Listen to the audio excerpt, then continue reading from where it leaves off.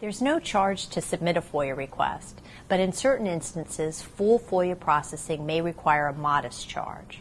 Although there's usually no charge for the first 2 hours of search time and the first 100 pages of duplication, agencies do typically charge for the time it takes to search for records or for duplication of those records after this initial allotment runs out. If you are seeking records for commercial use, you will be charged additional fees. Now that said, you may always include in your request letter a statement limiting the amount that you are willing to pay in fees, or you may request a waiver of fees. Generally, fee waivers are limited to situations in which you can show that the disclosure of the information is in the public interest. That means it's likely to contribute significantly to public understanding of the operations and activities of the government.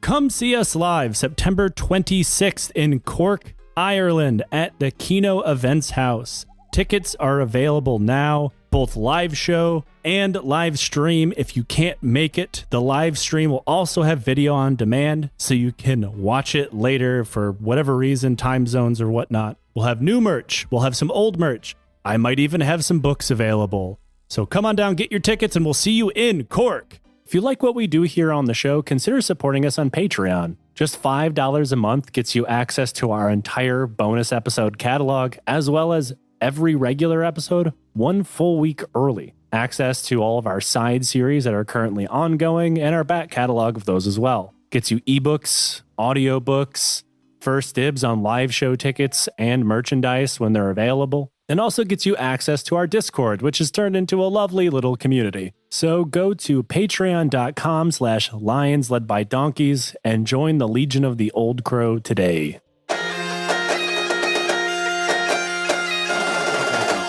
Lions Led by Donkeys.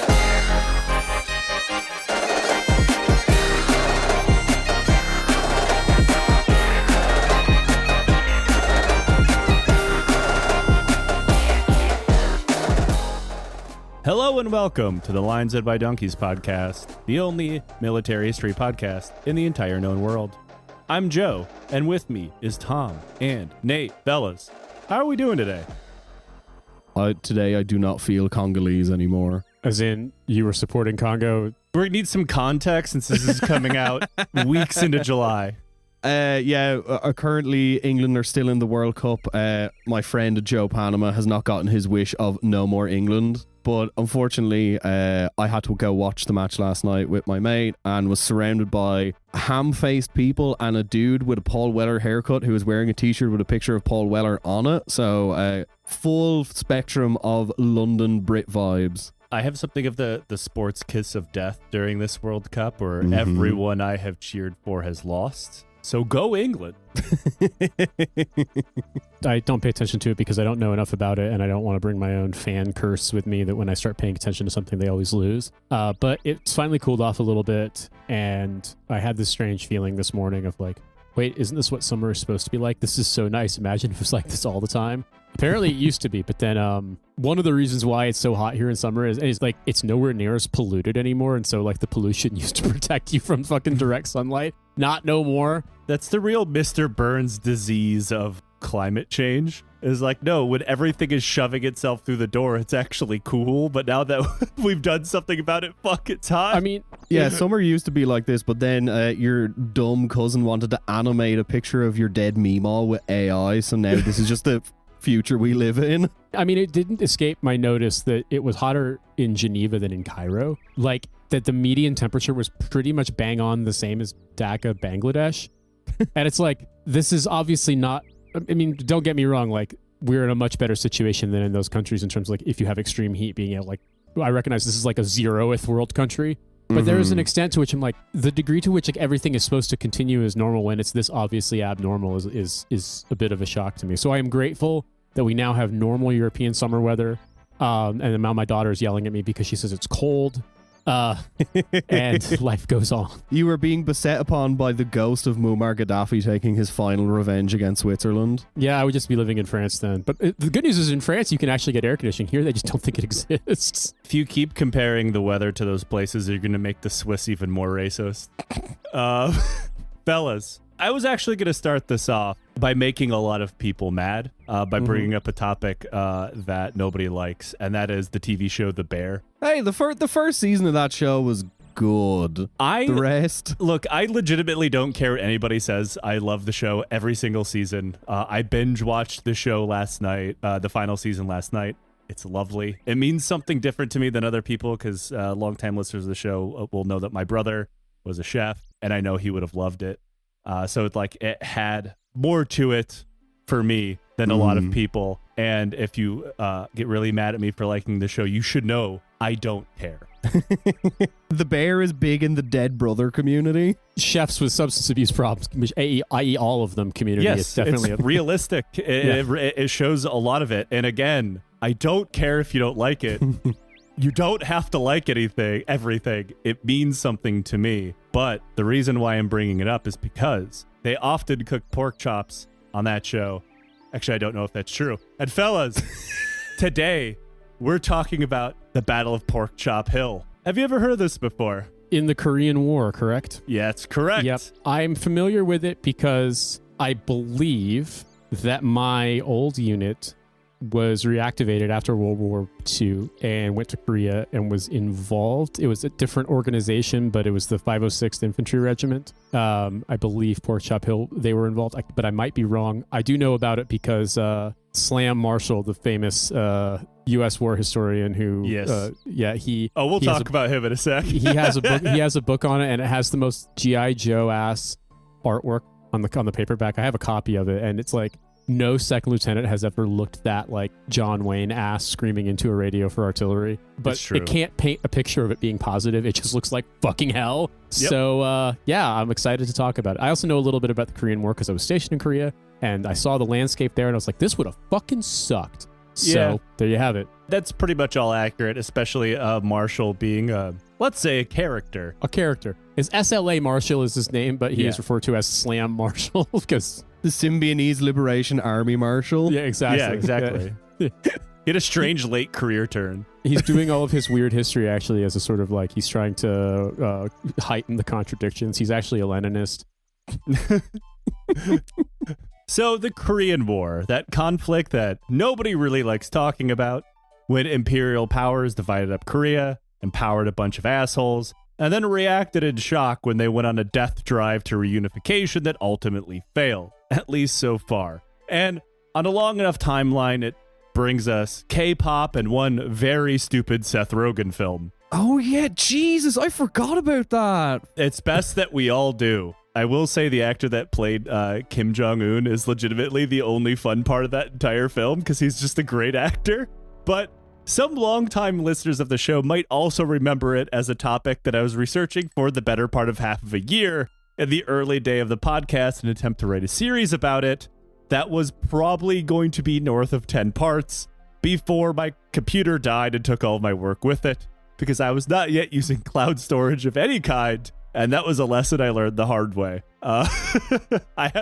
Things have not gotten much better, dear listener at home. Joe still does not understand technology. Yes, we all get that because you never fail to bring it up.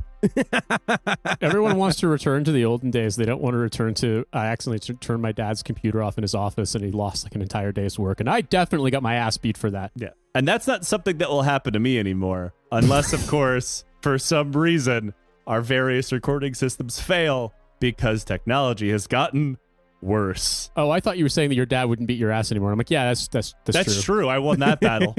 Mine, he could technically try, but he's 5'6" and weighs like maybe 100 pounds now. So you know what? It's going to be basically an unfair match. Much like the Taliban, I just had to wait like a decade and I won by default.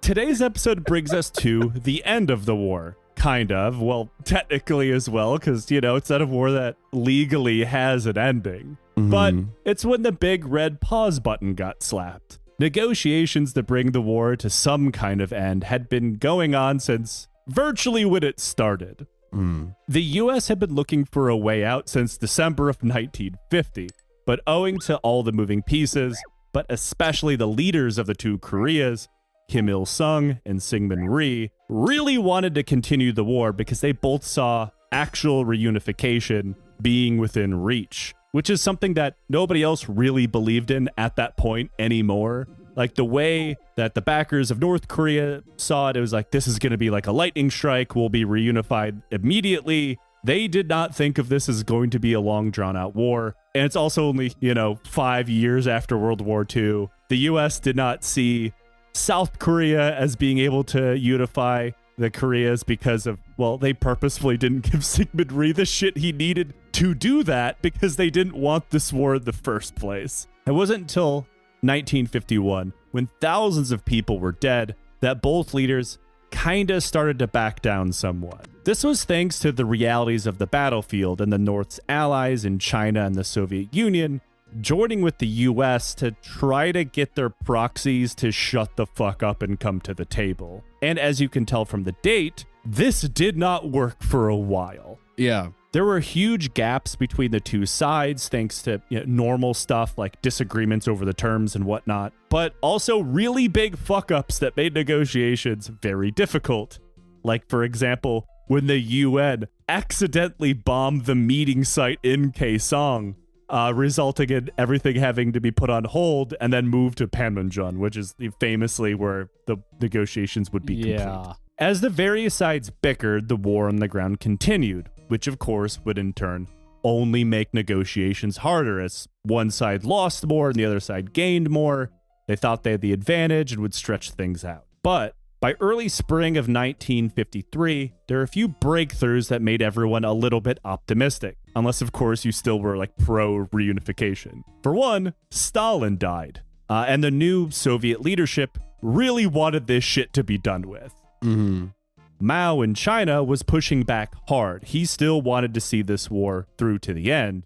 He was fighting most compromises that came up, but also realized that if the Soviets hit the bricks, he would have to foot even more of the bill than he already had, which he really did not want to do. Which was a lot because, I mean, like from late 1950 onward, the PLA were the bulk of the fighting force there. But it wasn't the PLA, it was the PVA, and we'll talk about that in a second. Right. It was Chinese irregulars, Chinese soldiers, it was Chinese military units doing the fighting. How dare you? They were volunteers. That's right in the name. Yeah. Look, I'm not going to pretend that I'm massively schooled up on this, so I'm not trying to speak too authoritatively, but things changed when the PVA got involved in 1950, and that's the reason why it was such a nightmare. Well, it's the reason why there's a North Korea at all anymore. Yeah, because I mean, they literally got into the old boundaries of... Yeah. It's hard to define completely because obviously there's Korean parts of China and Russia, or there were before Stalin deported the Koreans from the Far East. But the Yalu River was the boundary that was sort of defined, the border of Korea at the time. They got there in 1950. Mm-hmm. Most people hopefully know this, but basically MacArthur attacked at Incheon. They surprised the North Koreans. They went from basically having this tiny pocket in Busan in the very southeast of the country to basically retaking the entire peninsula.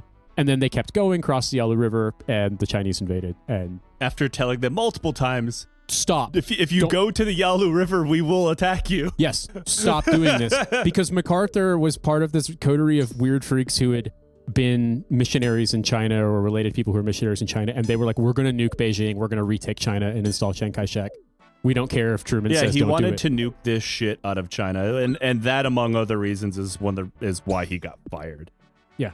But there were also goodwill gestures, like to show both sides that they're working towards a peaceful end. There was Operation Little Switch, when both sides would exchange sick and wounded prisoners, and this is the first of its kind during the war. And that brings us to the reality of the war in general. Most people probably know of the Korean War from the big northern offensive that started it, like Nate said, trapping the UN. I'm going to use the term UN and US interchangeably throughout this episode, just though they're kind of one and the same, at the Pusan perimeter, and then the resulting UN counteroffensive, the Incheon landings that drove north, the entrance of the Chinese and yet another drive south, and all of that was over by 1951. And in the time since, the Korean War had turned into a horrific stalemate across the 38th parallel. Trenches were dug, bunkers and outposts were built, and the two sides began to claw and kill one another over these tiny little changes of the line over what became known as the Battle of the Outposts. This didn't shrink the scale of the war,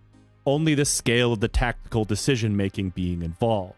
So rather than grand offensives, like Incheon, for example, thousands of men were sent to fight over tiny little nothing hills to better their positions along the previously established line for, a couple hundred meters at a time. And contrary to popular belief, this stage of the war, this Battle of the Outposts, is when the United States would take the majority of their casualties. The best way you can think of it is, what if World War I took place in the mountains of Korea? A horrible meat grinder of constant, unrelenting artillery bombardment and largely unsupported frontal attacks. And as negotiations continued, the war would become a battle of inches, because one of the key agreements that almost everybody knew would come down is the final borders, which of course would become the DMZ, and then the actual borders of the two Koreas, would follow the line being drawn wherever the fighting lines happened to be when it stopped. The entire war came down to seeing how many meters one side could kick that line in one direction or another. And that brings us to one of those meaningless little hills in the middle of this charnel house.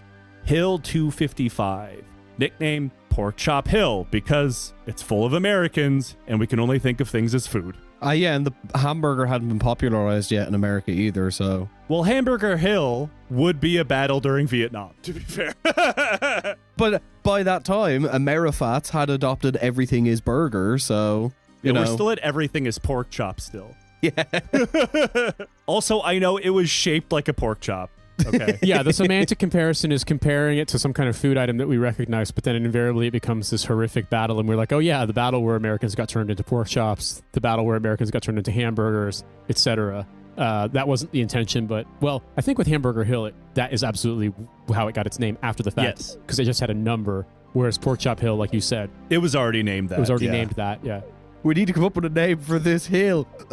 Hamburger. Yeah, it was an infantryman that was being interviewed after the battle, or slightly before the battle was over at Hamburger Hill.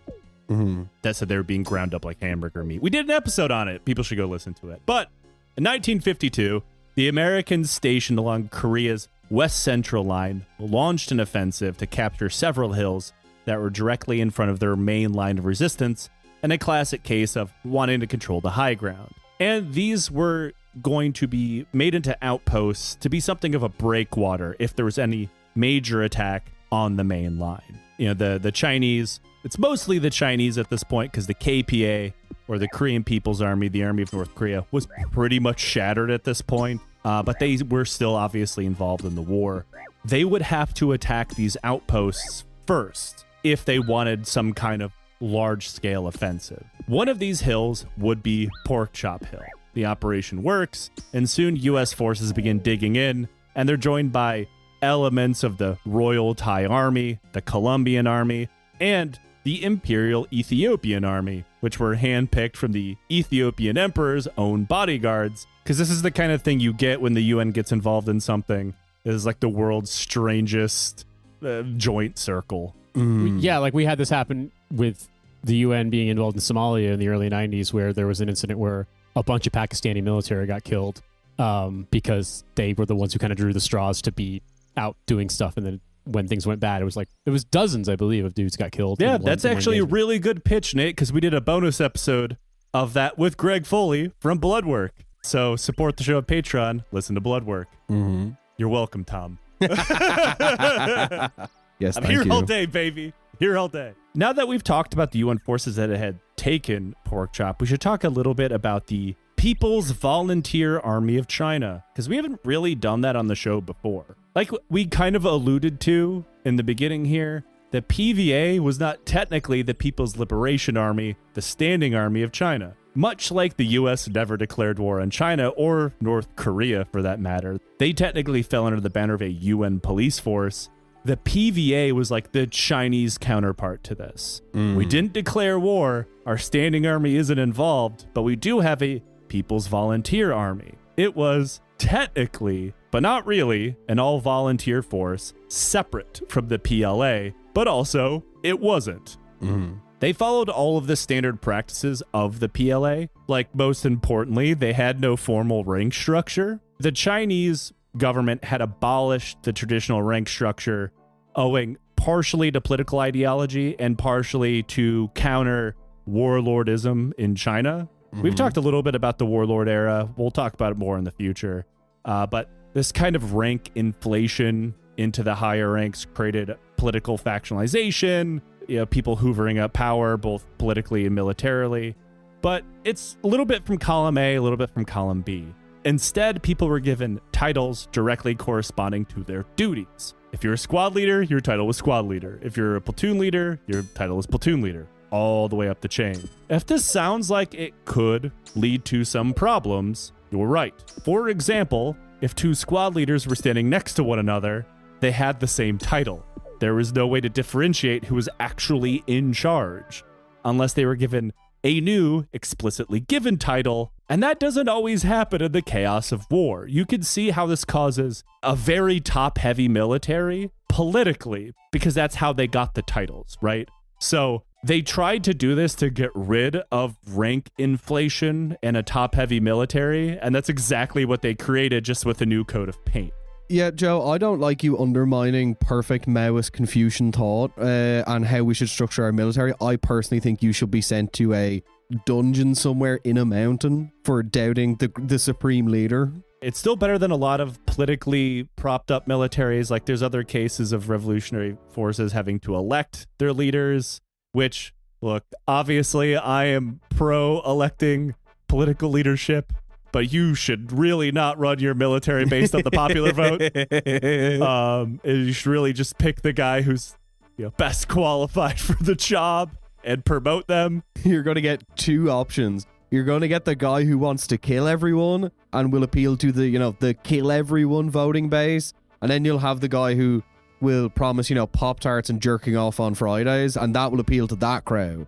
Yeah, and the second crowd is normally more popular. Yeah. The not doing anything crowd.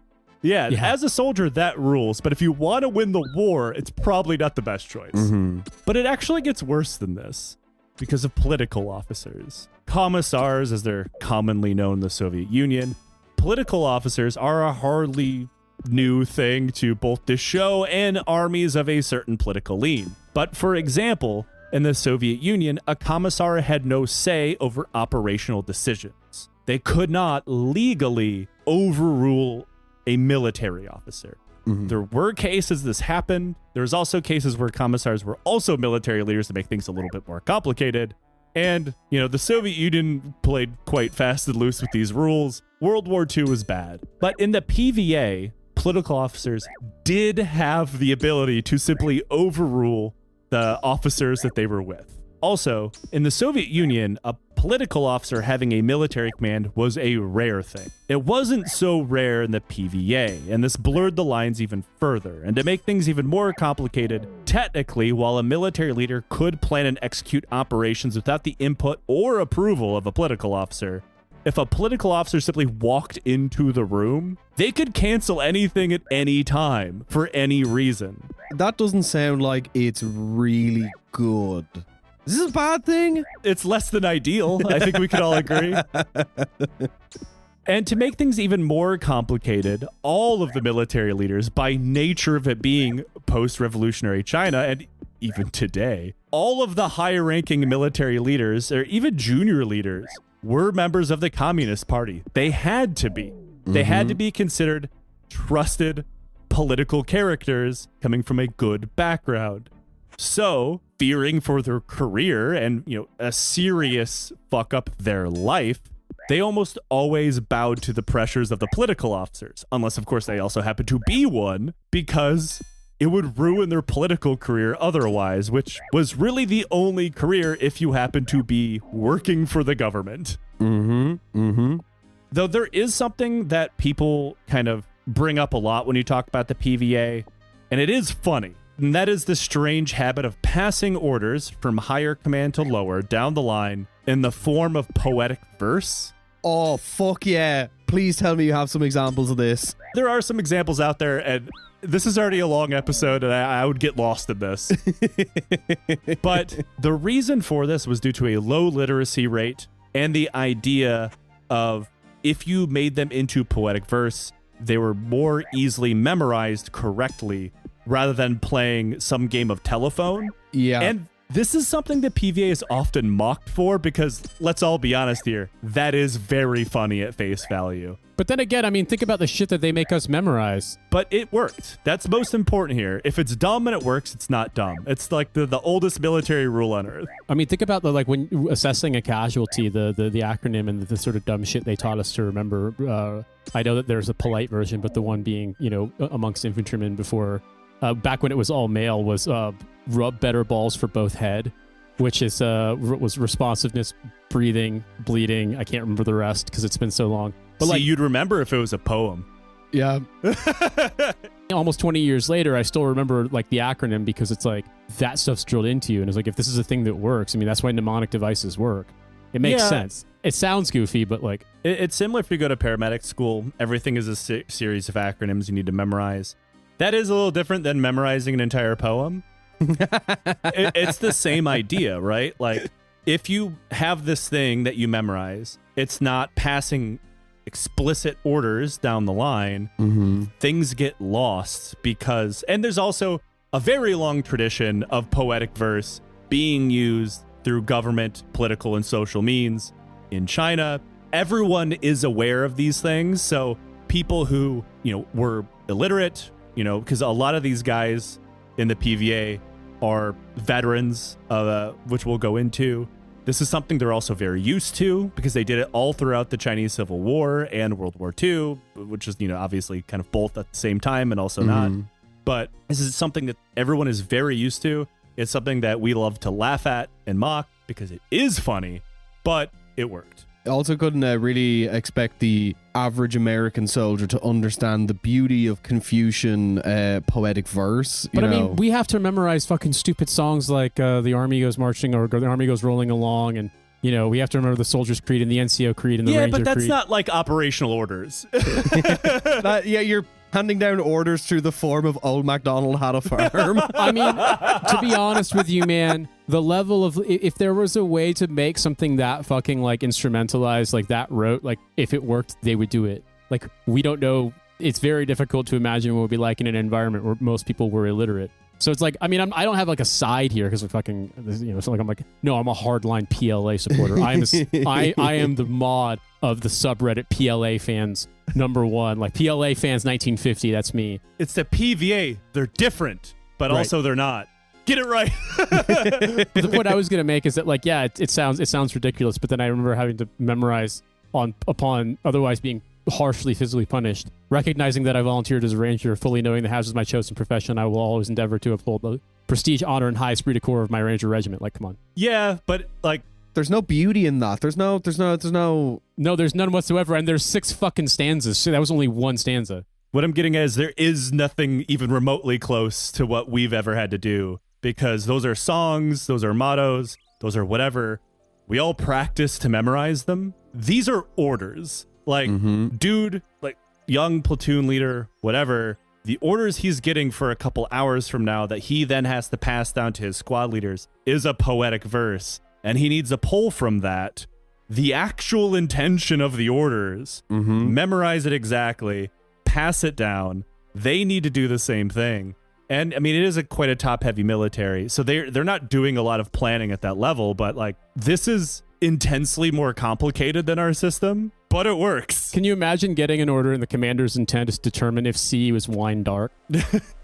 Imagine okay, we're going on a react to contact patrol. Here's a book of Shel Silverstein poems. Yeah, exactly. Figure it out, motherfucker. No, you open up the paper and it says, when the lotus flower blooms in the east, the horses thunder forward. And it's we need to charge at 6 a.m. Okay, fine. Yeah. The American mind cannot comprehend that. We legitimately cannot. We absolutely cannot. We just read the giving tree and are they basically want artillery barrage here. The point of the giving tree was that stuff rains from the sky. So in this case, they want to fire the Battalion 6 on it. And the second you read the giving tree incorrectly, you invent Agent Orange and kill the giving tree. So the PVA's equipment is a mishmash of World War II surplus, but as the war continues and the Soviet support picks up, they're mostly replaced. But then, as the war continues to progress, the American bombers made the Chinese supply lines into the logistic system that gets you blown to pieces. And a lot of Chinese guys would drop their weapons and instead pick up American weapons. because they're so close to the front lines. I mean, the South Korean military, the Rock Army, is also using American weapons. There's American shit everywhere, making it easier to get resupplied. You know, they're doing loot drops. That being said, that is pretty much all they had. The PVA is an entirely light infantry-based army. They have no real armor support to speak of. It does exist, but it's so minuscule it might as well. They have no real air support. Air support during the Korean War is mostly carried out by the Soviet Union, but they're not doing close air support, really. It's few and far. It might as well not be there. They did have an absolute metric fuck ton of artillery, which we'll get into. And their supply situation is, at best, always one notch above dire. They are quite literally sniping an American soldier as they get off the battle bus and running over and stealing their loot drop. Steal his pants! Steal his pants! Don't forget to teabag the corpse, Private. No, the order came down in a extremely poetic way. It's just like, after watering the tea-ped, one must bloom the jasmine. And it's like, yeah, that's giving someone a pair of goggles with your nutsack. As the current of the wind, you must go up, down, up, down. Doing the Konami code with my balls on his face. The PVA was also obviously drawn from the PLA, but they're different. Remember that. They have no standardized training system because they didn't need one. The PLA is almost entirely made up of an endless supply of combat veterans from the Chinese Civil War and World War II. And they also really didn't go through a standardized training system. They didn't go to a normal basic training system or anything like the Joe or Nate of his day would have gone through. Instead, they learned through on-the-job training, and since they didn't die, they decided this is probably good enough. Yeah, it's that diagram of the airplane. That's a really, really good military doctrine. And, you know, if you survived, you would impart the wisdom onto the next poor fucker who joined the ranks. Yeah. Chinese leaders also knew they were sending men to go fight a vastly superior technological enemy. This is not something that Mao or Zhao Enlai or any of these people had any fucking misconceptions about. They're like, we are fighting these guys with shit old weaponry, and there's nothing we can do to bridge this gap. So they came up with a counter that they could do. They fell back on unrelenting discipline, political lessons, struggle sessions, things of that nature to build morale. Quite literally, one of the things that Mao believed is that they could overcome technological shortcomings if their men were so disciplined and morale so high that it didn't faze them. We will defeat the American devil with a combination of courage, uniqueness, nerve, and talent. And it worked. I mean, obviously, North Korea still exists, right? Like, they did not lose this. Yeah. But over time, these two things begin to degrade, and you can see that in both their conduct of the war and the results. Combat veterans get pasted as casualties begin to pile up. They're replaced by completely new recruits who still have no formal combat training, and now also no experience to lean on, and the experienced guys are thinning out a bit. Which in turn led to more political-based discipline lessons, which is not a good substitute to, like, knowing how to move correctly while under fire. But despite all of these weaknesses, the PVA was a highly effective army. And like I said, it's the only reason why the war ended the way it did. The KPA is gone at this point. Unlike the American popular narrative likes to paint things, this is not because of relentless frontal human wave attacks. Rather, they fully embraced and understood their weaknesses and worked around them, which is more than you can say for most of the armies we tend to talk about in this show. For the UN forces, it probably did look like that, though. When a Chinese army unit sprung their attack, it really did look like they were everywhere all at once, and they would never stop coming. And that was by design. The PVA were masters of nighttime movement, born from pure practicality and, tactical genius. If you move at night, it's harder to get bombed. It's the 1950s after all. If you move at night also, you don't get seen by the defenders, and you can move around them more freely. And that's why they would zero in on infiltration tactics. Getting in so close to the flanks and the rear of an enemy unit or position and only launching their attacks once those were in place, it meant that most of their assaults were total surprises, and they would be so close that the UN's massive fire support capabilities wouldn't be able to be brought to bear fully once the fighting started. Someone's granddad definitely is like at the later stage of his life and is like mumbling shit like the Chinese can see in the dark. Yeah, they eat a lot of carrots. Yeah. It's just like, I think it was British or American propaganda during World War II. It's like, no, we don't have any bomb sites or anything. We just eat a lot of carrots so our people can see better. Mm-hmm. Adding to this, they were masters of force concentration. If a Chinese unit was attacking you and they knew that this area of the line was maybe a little bit weaker, the fighting was going a little bit better, they would rapidly redeploy their forces to these areas. So if you were a defender, it would feel like you were suddenly fighting human waves attacks. For every 10 enemies, there's one of you, even if that wasn't true all of the time. Meanwhile, on Pork Chop Hill, engineers were brought in. The area was reinforced with trenches, bunkers, and foxholes. They were all dug very deep and reinforced thanks to this being largely an artillery battle, like a lot of stuff was during the Battle of the Outposts era. But due to the terrain of the hill itself, standard military layouts for defensive networks didn't really work very well. This is because Pork Chop Hill had what was described as a big old dent in the center of the hill. Like it was concave. So it naturally broke up defensive lines and didn't allow them to be mutually supporting or connected. So while they sat there and waited, the attack came for someone else. The nearby hill called Old Baldy. All right. Insert the given dick joke here. But it was actually given this nickname because it had been hit with so much artillery that there was no vegetation or even dirt left there. It was all just blown away to stone. Old Baldy was garrisoned by a combination of Colombian and American forces, and by all accounts of the soldiers there, it sucked. In not a too different existence of the soldiers on Pork Chop Hill, they were hit around the clock by artillery, mortars, and the occasional sniper attack before the Chinese launched their ground attack. Over several days of brutal fighting, Old Baldy falls and the Chinese take it over. And that put Pork Chop in a really bad position. Previously, Pork Chop was the furthest point forward of the breakwater outpost that we talked about in front of the main line. Now, Old Baldy, the anchor to Pork Chop's flank, had fallen, leaving this forward hill just kind of flapping in the wind with its flank wide open. According to, as Nate said, Slam Marshall, I'm not really going to go into him too deeply here. He's considered something of a problematic character and not in the online sense of the word. Problematic in the sense that it's alleged that he was a fraud. That he either plagiarized or just made up a lot of stuff.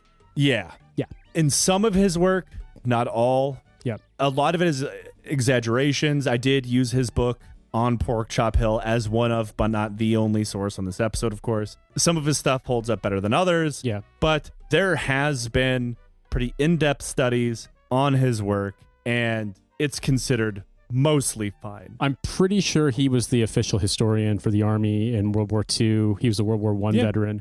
I will say that obviously, since his death in the 70s, I think, there's been a reevaluation of it. Not all of it is bad, but some of it is quite... he's most famous, if I remember correctly, he's most famous for the argument that only a quarter of infantrymen fired their rifles in World War II.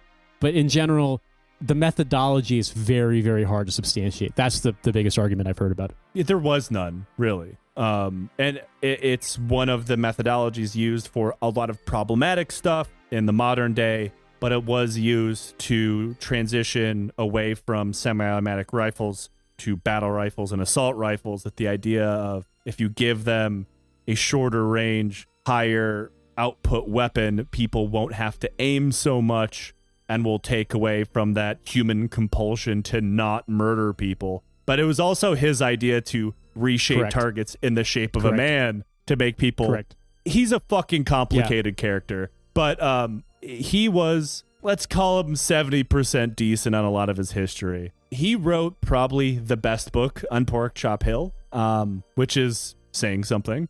But the military decision-making process regarding Pork Chop Hill, according to him, and I do not disagree, should have been very simple. Leave Pork Chop Hill for the Chinese. It would functionally change very little, and you wouldn't be in a vulnerable position with no flank protection, right? But they weren't withdrawn. A good reason for that, well, has absolutely nothing to do with military necessity. There's a combination of bad PR and stupid macho bullshit. When Old Baldy fell, the American press was quite vicious, at least for its day, towards the people in charge and even the capability of the soldiers stationed there. Like, they insulted their willingness to fight, their commander's ability to lead, all of this stuff. Like, for the 1950s, you don't expect this to be in major American media. And the soldiers stationed at Old Baldy, the Americans anyway, not the Colombians, fell under the exact same division, the exact same overall commander as the ones at Pork Chop. So they kind of took it as a personal slight, and in return, refused to abandon Pork Chop, even if it made sense to do it. So as the Chinese dug into their new positions and moved supplies up, the gears continued to turn behind the scenes. Remember Operation Little Switch that we talked about a little while ago? I think so, yeah. Well, that hadn't happened yet. It was being discussed, this prisoner exchange, to take place at the end of April 1953.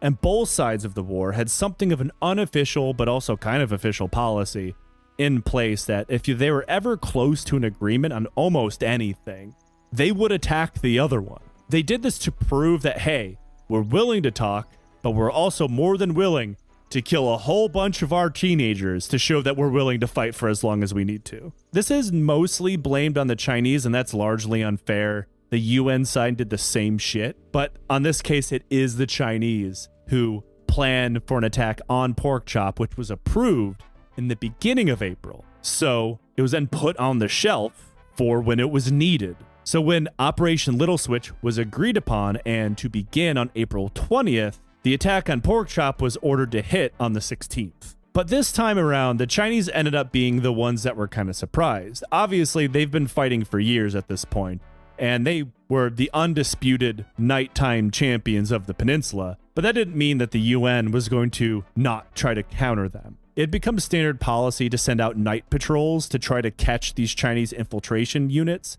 And also, they're called units. That makes them sound smaller than they actually are. The Chinese infiltration units would be like a battalion. It was a lot of guys. Gotcha. Sometimes they were smaller because obviously they do night patrols of their own, but like full infiltration units were quite large, hundreds of men at a time. My base has been infiltrated by 600 Chinese men who can see in the dark. Yeah. This time at around 11 p.m. on the 16th, an American patrol had set up an ambush at a river at the base of Pork Chop, and they ran into Chinese infiltration teams opening fire at them. And this is how the Battle of Pork Chop Hill starts. They rapidly attempt to fall back, which is what they were supposed to do. They were the tripwire. Everybody knows they're there now because they opened fire, and then they're supposed to run back to their positions, right? Nobody wants to be the observation post that gets bogged down in a fight, because that's how you get things named after you posthumously, pretty much. But as soon as they begin falling back, Chinese artillery starts landing on Pork Chop Hill, which completely cuts them off from running up the hill and withdrawing. And that's where they would stay the whole battle. And it only gets worse because soon the Americans start slinging artillery back the other way, and they just have to hunker down in a ditch in between the two artillery barrages for pretty much the next day and a half. And while this is going on, Chinese artillery begins raining down on Pork Chop. This pins the UN forces inside the trenches and dugouts. Other infiltration teams slipped by the forward listening posts and ambush teams, unlike the first one. They begin climbing up the hill on every side of it while it's still under bombardment. That's something that a lot of people kind of don't give credit where credit's due here. The PVA artillery crews were incredibly good. They were very accurate, and I don't know what kind of discipline it requires you to advance to only a few dozen meters away from an ongoing artillery bombardment to the point that it physically causes you pain to get in position. And they closed the distance on the American position on the hill. There were two platoons garrisoning Pork Chop at the time. One on the left flank, the first, and one on the right, the second platoon. The first platoon sergeant said he could actually hear Chinese soldiers speaking to one another outside of his position, but could not stick his head up thanks to the accurate artillery fire that was coming down directly on top of his head. Once again, someone's racist granddad in a retirement home is saying he can hear Chinese whispers in the walls. Also, how loud were those Chinese soldiers shouting at one another to be heard over the artillery bombardment? They're not even shouting anything other than like beautiful poems. Yeah, it's like, I can't understand what they're saying. They're just spitting out the world's most beautiful verse, but in reality it translates to, we need to kill the guys at this trench line on the other side of this hill. They're doing like a cipher on the other side of the trench. Soon he was under attack by these Chinese close combat teams, almost all of which were armed with Soviet submachine guns. And he quickly loses contact with the other platoons and the command element. There are only 96 men dug in at Porkchop, split up by the train like we talked about before. The command element is at the very rear of the hill. There normally have been 50 more men stationed there, but as was normal for the time, they were being rotated out. Soldiers were only expected to sit at these forward positions for maybe a week and a half at a time, and then fresh troops would be brought in, rotating them bit by bit, so the incoming and outgoing elements weren't all caught in one place at the same time. Chinese scouts and intelligence had figured this out, which is why they timed the attack mid-rotation. This is also something they had done at Old Baldy, and nobody had figured out how they had done it yet. Second platoon had no idea what was happening to the first, and even if they did, they couldn't move to help them either. The company commander at the rear position immediately figured out that first platoon must have been completely cut off. So he ran out and fired a red flare into the air. This was the signal for the position behind him to hit first platoon's position with artillery. So now first platoon is being hit by all of the artillery.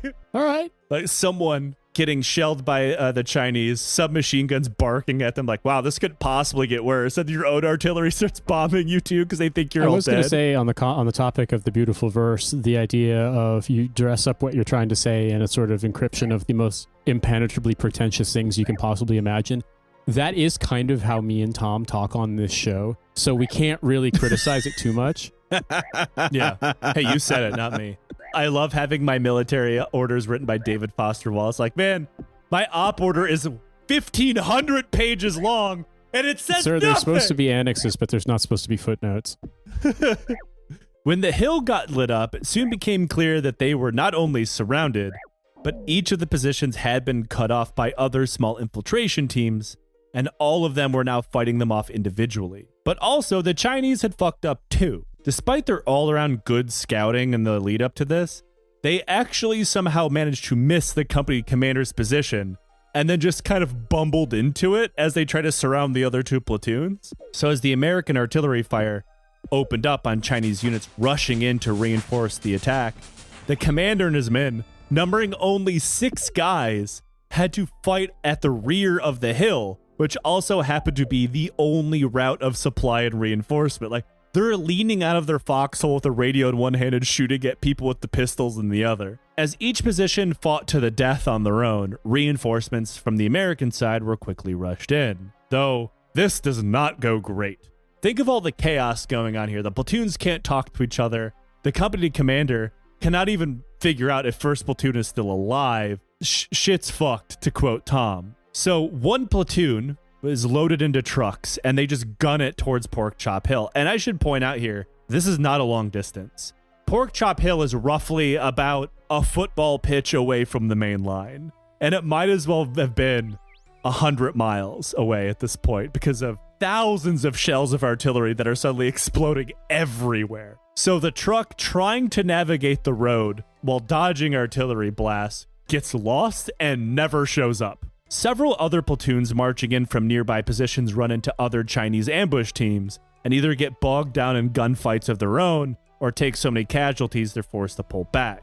Others are just liquefied with artillery. In the total chaos of the bombardment, the fighting, the darkness, commanders just start throwing whatever they have at the hill in order to save it. One commander, Lieutenant Colonel John Davis, alerted 2 of his company commanders that they're to launch a coordinated counterattack at dawn when they might be able to see something. But he leaves out a little detail here. He doesn't actually tell the 2 commanders that they're supposed to be working together. He tells them both the orders individually and doesn't tell them what company they are meant to be working with.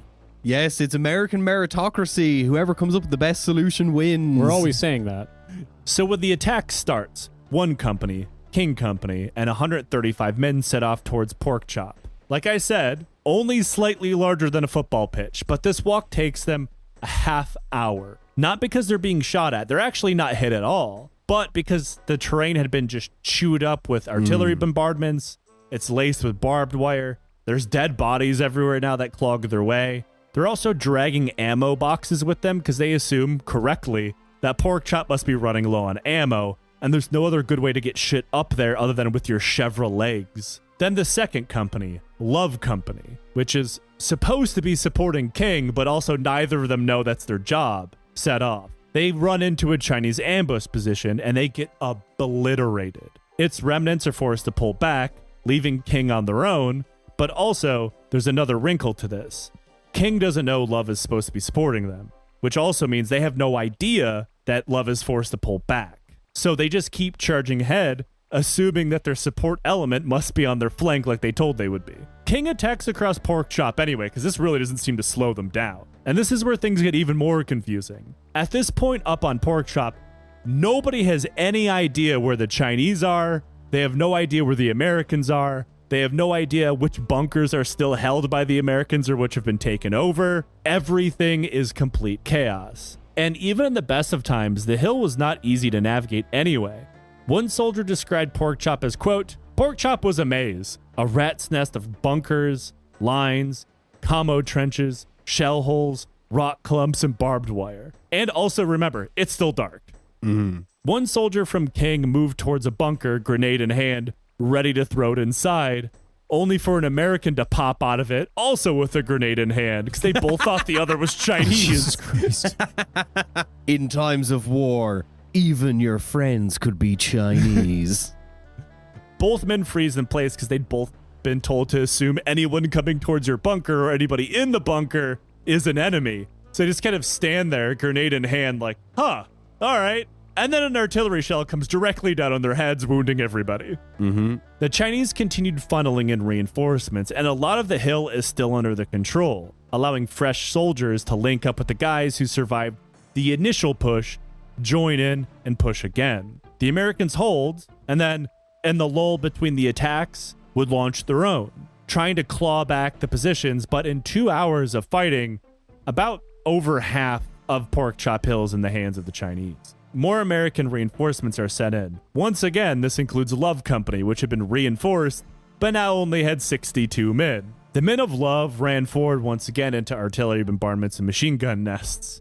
Its company commander was killed, and the guy that took his place was killed, and the guy who took his place was also killed. By the time they fought their way just to get on top of Pork Chop Hill, company command had fallen to the last surviving officer of the company, which itself now only had 12 men. At that point, even with all of the reinforcements coming in here, Pork Chop only had 65 Americans on it. We have no idea how many Chinese soldiers were on the other side of that hill or still fighting there, but we can assume it was more, or at least the same, thanks to a lot of the same reasons. All of the reinforcements were getting shelled, just like the Americans were as they ran in. They're running into their own ambushes, but by 11 a.m., they had been reinforced enough and their push continued. The Americans were in very bad shape. The wounded were crowded into bunkers they controlled, everybody was running low on everything, and King Company Commander Lieutenant Joseph Clemens got on the radio and said, quote, I must have water, plasma, and medical assistance, flamethrowers, litters, ammunition, several radios.